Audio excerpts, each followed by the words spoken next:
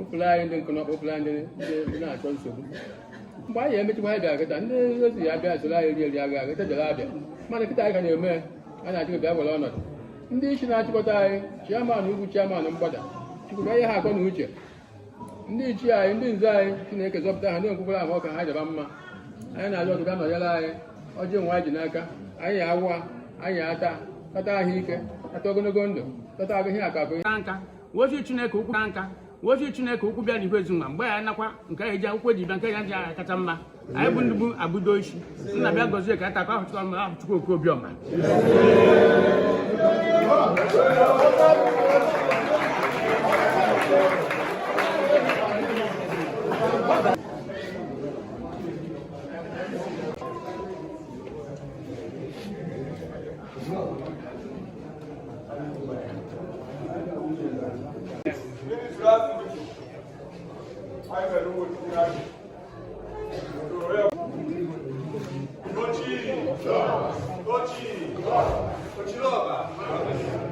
Biko ka anyị ga-eme ntị wee nụ maka ọgbakọ emere n'Umuochi-Ugwu na Umuochi-Agụ maka ịlụ ọchụchụ ahụ afọ gara aga ebe a nọ wee mee bụ na Umuochi-Agụ eji ekpere wee bidie onye kpere anyị ekpere bụ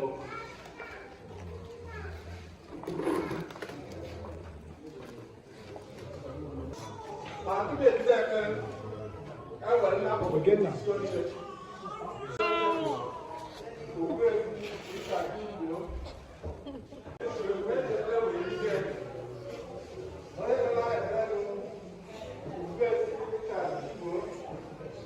n'ekpere ya o kere Chukwu maka ndụ anyị isi ike o nyere anyị ịgụ afọ ịgbachi ọnwụ ụbọchị ahụ wee na-ekele mpe na odo anyị ndụ na-aga chekwa ndị niile dị ahụ ka mgbe ha ga-ana ka ha nata ndụ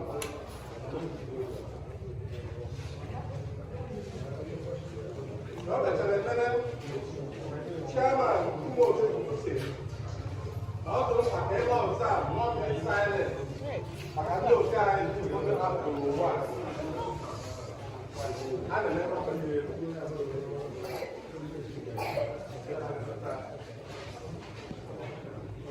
ka e mechara ya sekretrị wee gụpụta minit etu o si weta n'akwụkwọ emechaa ya emuvuo motion for adjournment for adoption of minutes nke ebibu ya bụ Ogbuefi Richard Chigbo onye sọpọtụ ya bụ Matu Eze n'okwu mbido chairman anyị kere ndị niile bịara n'obodo bịa n'ọgbakọ ahụ si ha ka Chukwu gọzie ha o wee na-ekwughe ọha na ọ bụ ndị Umuochi-Ugwu ndị Umuochi-Agụ bụ ihe nwere ikike ịlụ ọchụchụ afọ na onwe ndị ọzọ nwere ikike ime na ha mekwenụ ya mana ha daa na ọzọ usoro iwu kwuru na ndị nwe ịlụ ajụ bụ ndị Idedu Amokwe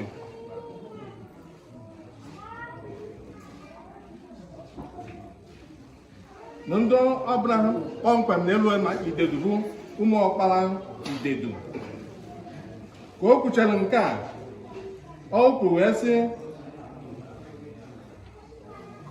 na ọ dị mkpa na ihe ji bịa ebe a bụ ka eluo ọchụchụ afọ mgbe a ga-eme ka ama mie n'ọya ka anyị ji wee nọrọ ebe a na ọkwa na a ga-eme ịma na ọ dị mkpa na a ga-elu elu ka o kwuchara ya o wee sị ya a chọrọ ka e kwuo mgbe a ga-elu ọchụchụ afọ ka ndị Amokwe niile wee mara wee gbado maka ya onye izikwuru okwu na ya bụ Aneke Remigius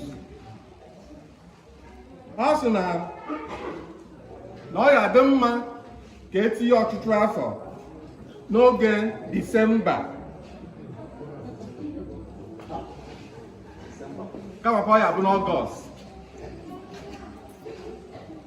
ihe kpatara njikwa ya bụ n'oge Disemba bụ oge ọtụtụ ndị mmadụ na-anata onye ọbụla ma ndị nọ n'ụlọ ma ndị nọ n'ezi n'ọ Disemba na-akpọnata ha na ọ bụrụ na etinye ọchụchụ afọ n'oge Disemba na ọtụtụ ndị mmadụ ga-abata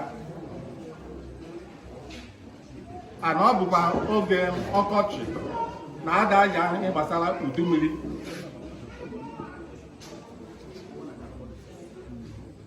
Ma o kwuchara nke a, chairman ụwa dịka echere kpọlitekwara onye Umuochi-Ugwu afịa bụ Aneke Richard ka o kwuo oge dị mma a ga-eji wee na-eme ọchụchụ afọ.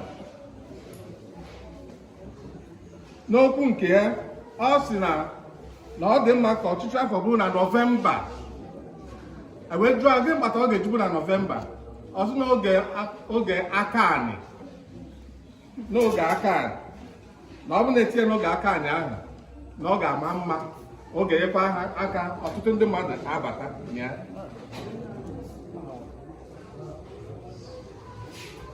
Mana ka ọ kwuru nke a, Ogbuefi Chinemere Linus Igokwe gbalụrụ igwu wee si na ikwute ogbe ọhụma kere ka ọ echibu ebe n'aka anyị na ọ ga-adị mma ka ọ bụrụ n'Ọgọst, ụbọchị Eke maọbụ Orie.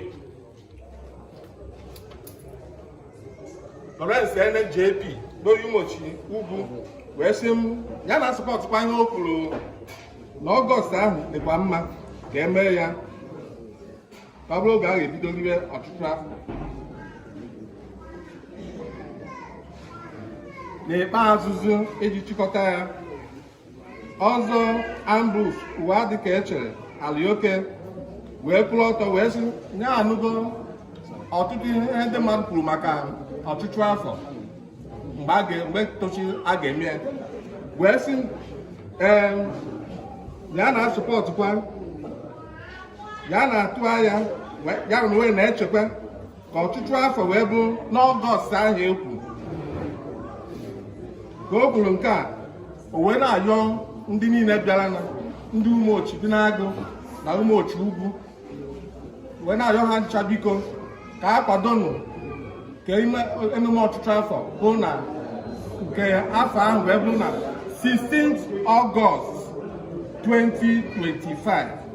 Ka o kwupụrụ nke a, ndị niile bịara ọgbakọ ahụ wee kụwa aka wee sị na ọchụchụ afọ bụ 16th Ọgọst 2025.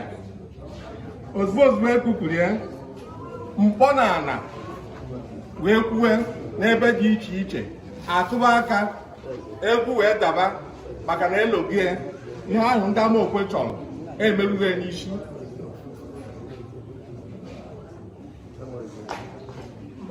Ebido wee weta ọjị wee kesewa, ebutere ihe oriri, onye ọbụla wee bido shiwe ọnụ ya ihe ozugbo maka na ekwugo kpọmkwem elugo ya bụ ọchụchụ afọ n'oge dị mma. Anụ Amokwe niile bụ ndị niile bịa bụ ndị ọbụ ọrụ ha ilu ọchụchụ afọ ekwegoritekwa na ọ ga-abụ na 16th Ọgọst 2025. Emechara n'ikpeazụ, Ogbuefi Chinemere wee kpee ekpere maka ihe oriri niile ebutere. Onye bụchi Rafael bụ eke na ebe ahụ si nọọ ndị ikwu na-ebi ihe bịara ihe a wee bụrụ 1 carton of Heineken wee bue ndị ikwu na ya wee nyekwe ụmụ nwanyị ha ego, mana ego o yere ekwughị elu, ọ karịrị akarị.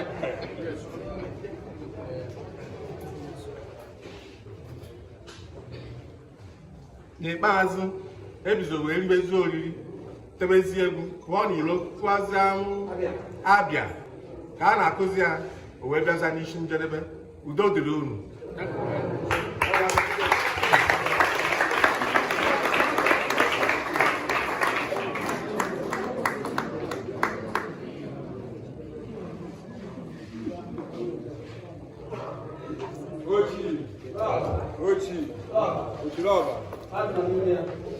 Ekene m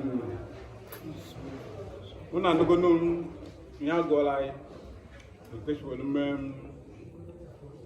ụlọ ọchịchị ahụ n'afọ gara aga. Ọ na-agbagọtakwa ihe dị etu a ede n'akwụkwọ, atụgharị uche ndị bịarụ, ndị nọ mgbe ahụ atụgharị uche mmadụ ka ọkwa ihe e kwuru bụ ede, nwere nke edebere edebere, nwere nke na-edeta ha ọ bụkwa na ọhịa ekwu ede mmadụ niile na-akwado ya mana a ga-etizi aka n'akwụkwọ emezie ihe ndị ọzọ a ga-eme.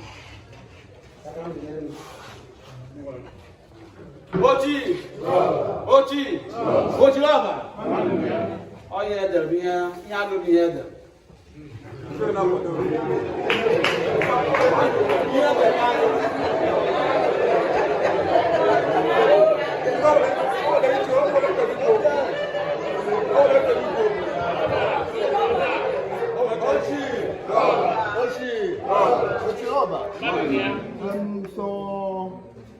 So mistakes over the level now, wherever Afor have a master, which are chime.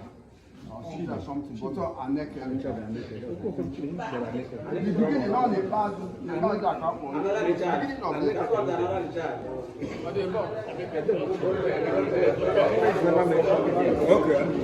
Okay. Ngwa going up with them.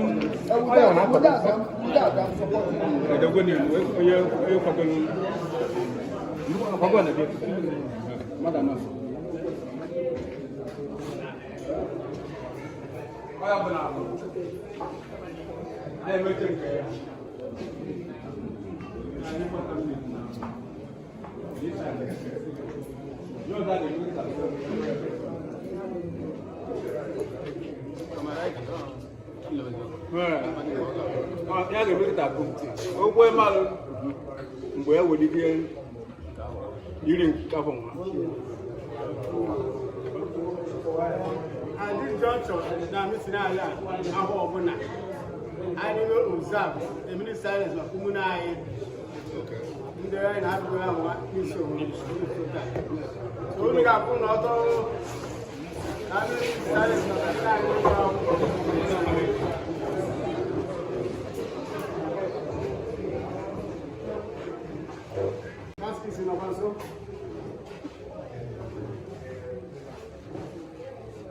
Afor.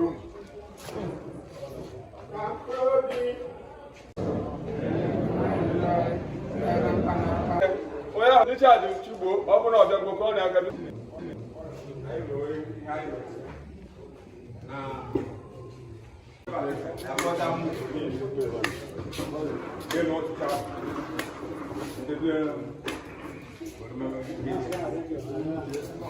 onye ọmụkwa mgbe ọ dị aka ma ga-etinye nke afọ nwa chere anyị ọgwa anyị ya bụ ihe a nọkịta bụ achọrọ ndị mmadụ gbachie anyị nke anyị wepụrụ anyị tieze mgbe ahụ Biko, ọ nwere ihe infection ịma na a ga-akwụ agwodo o nwere ndị na-abịa n'obodo ihe dị etu a just tupu obere okwu gbasara otu ahụ ka esi eme ya n'ihe eziokwu mana time anyị ma anyị bido nkịta n'oge so anyị ma arịọ ya bụ obi akọ briefly kọrọ anyị ihe anyị ga-eji eme. Ịma na ọ na-adị mma ka ebe ihe dị otu o si wee kwesị. Ọ nwere ụfọdụ iche na anyị na-anọ anyị bịakwa na o nwere ebe anyị na-eji agọ ihe maka ọchịchị ahụ tata mana o wehụ ọkwa mpe nwaba anyị na-emebie ka anyị si wee ghọta na ka m suwelu mata mgbe onye nsogbu obi a na nkọwa akụwara ana m aghọta na ọchịchị ahụ bụ oku ndị nna nna anyị ha ndị chibere ihe nwa ya ọ na-abụ alụchakwa ọrụ na-eji ewe ihe ubi ewe dịka ezumike ha tie ọhịa ji ezu ike ewe ezumike gwa aghịrị na ha esi n'ugbo wee pụta. O nwere ndị si na ọwa agụọkwa alụsị na ọchịchị ahụ a na-agọrịa ọ bụghị ọchịchị ahụ a na-agọrọ alụsị. Ọchịchị ahụ dụọrọ onwe ya ọnwa alụsị dụọrọ onwe iche enwere ọnwa eji aga alụsị wee ọnwa ọchịchị ahụ wee aka anụ wee ọnwa nkwa ihe a niile dịcha daba ndaba ma ọnwa ọbụla were ọnwa ọtọgbọrọ maka so ihe njikwute ha bụ ndị chekwa na anyị na-abịa agọwa ọchịchị ahụ na o nwere ebe anyị na-aga owo alụsị a na-eji agọrụ ọchịchị ahụ. I was somebody when I was going to ụgwọ ọnwa na-akwụ mbụkwa na na-ekwu okwu as a teacher. So onye na-edokwe mfu ya na mechikọ. So mmadụ bịa dee na amaghị mgbe bụ ọchịchị afọ ka ewu ike ịlụ ya ADF meeting. John Ude, former PG, stupidly TA date I won't mention here. When John shut up the platform. Now only Jeremiah the last 2 years. Umuochi, brother Sakalo, Ochuchu. Now look why I consult our ancestors. I'm going by Ochuchu. I later whispered to the Chancellor of Samson. She had a date, but they could have walked to travel. But don't say it will be on 14th and 15th during our travel festival. Don't. But at here, we are privileged the information. Oh, we're now watching on them call each and who's in Enugu. Have me on a platform. Not the point correct. Ikwezo mgbe Amokwe na-akọdebe. Ka esi eme ihe ọtụtụ ahụ a. Onye ime nkwe ọmalụwọ. Onye nwa ga-ebu ụzọ ọtụtụ ahụ ahụ. Wee shi ihe a na-afọ ahụ na-achụfụkwa ọnwụ. Ha ya shi ọnwụ fọba agụ ekwe ya. So onye na-ndịkwa etu a n'Umuochi ga-agbagote Umuochi ugwu anyị nwa. Ọ bụkwa Umuochi ugwu amụ n'Umuochi ugwu. Onye amụ n'Umuochi bụ n'agụ. Na Umuochi bụ n'agụ. Ga-agbagote Umuochi ugwu. Ọbịa dịrị ka eji ekele nwaanyị ọhụụ. Kwado ndị very well. Ọbịa gbuo ihe isi ahụ. Achụ ahụ. Chụọ ndị mgbe ahụ. Onye isi na-awa. Onye ọkpa na-egbu. Achụkwa ahụ ọhụ ndị mmadụ. Netakwa igwe n'ogbo. Achụkwa ahụ ọkụ. Mfado ndị ọgwụ isi na-eme dịka New Year a na-eme. Wee tizie izizi eji ọhụụ ahụ. Eze wee ha na-ekwu bụ mpana. A na-ekwu akwọ. Eji eme ọkwụkwọ. Ụkwụ ọhụ bụ ọgwụkwa nkalabachi akpanikọkọ. Echichekwa ya etu a likwe ya. Ọsọ na-awụchi nke na-ego. So Chineke ekwe aka in a very short time. Ndị nwunye anyị, ndị nne anyị, ndị na-ebe a makwarịa anyị na ime edere ọgwụ ahụ mgbe ụfọdụkwa na ọkwa na ọchụ ahụ ọdụkwa propa ka ndị mmadụ na-eme anyị maba. So with this, ana m achọ na ọchụ ahụ anyị bụ ihe Chukwu nyere anyị n'obu aka. Anyị mmekwa ya etu a ụmụ Amokwe niile ngwụla agịrị soro anyị ma ndị na-ejikwa eribe ji anyị cheti mze ọjibe ọchịchị ahụ. Umuochi kwen!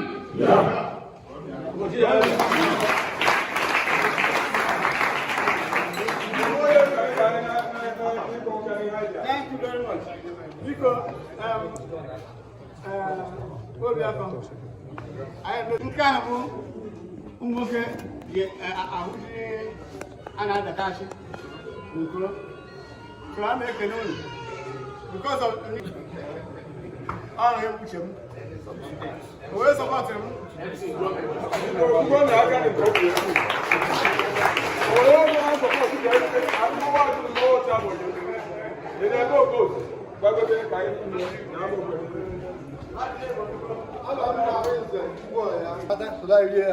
So I had to this year during Christmas. But I didn't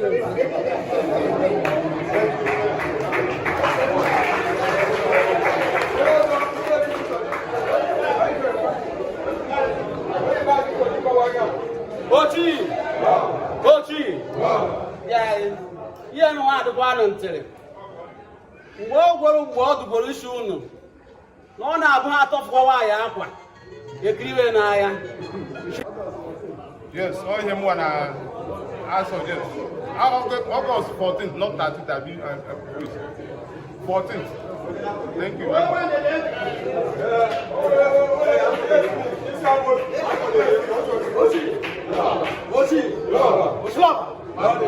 Yes, and I to I'm not supporting you.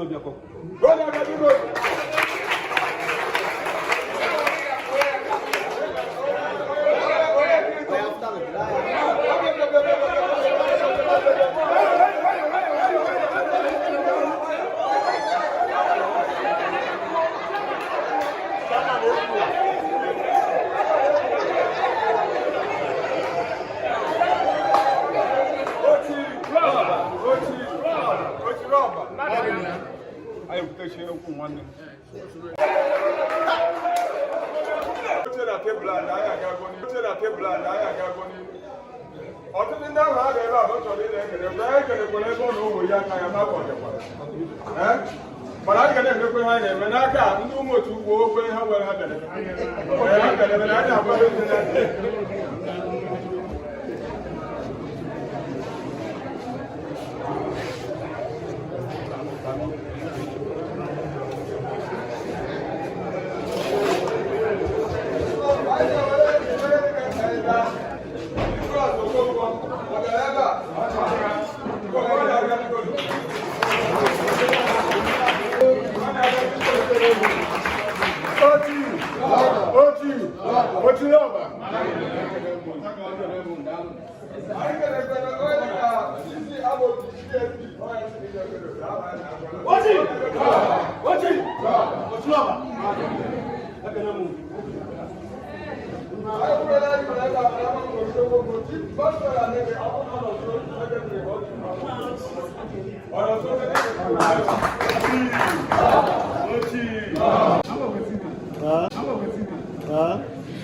I know.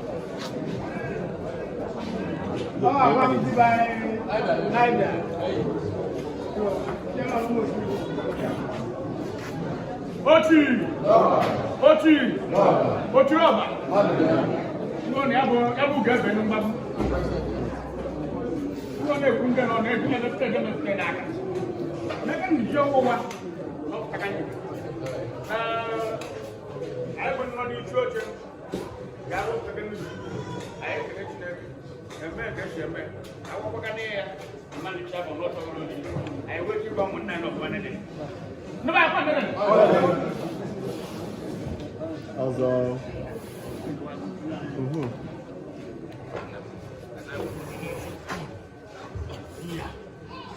Ai ko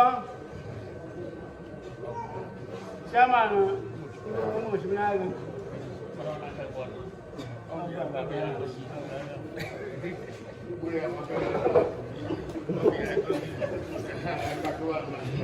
Nó bay cho cái này mấy con ăn.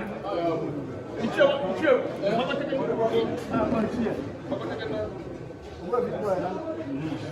Nằm. Apa ada kali? Iya.